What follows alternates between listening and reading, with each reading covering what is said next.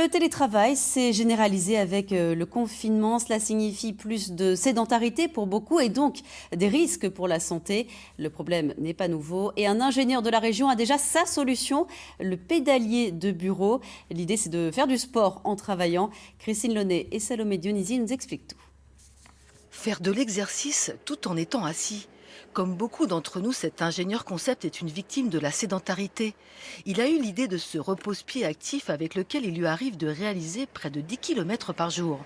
Les chiffres, c'est 12 heures en moyenne par jour assis. Donc, c'est-à-dire que vous avez le travail, vous avez la maison, la télé, quand vous lisez. Voilà, tout est fait maintenant. Même vous allez faire vos courses via un drive. Donc, on passe trop de temps assis. Clairement, c'est un impact sur notre santé.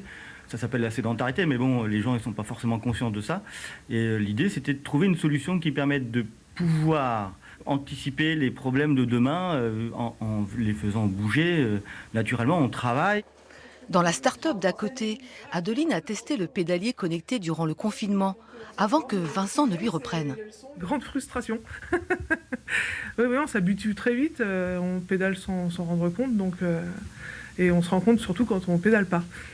Adeline attend de se faire livrer son modèle.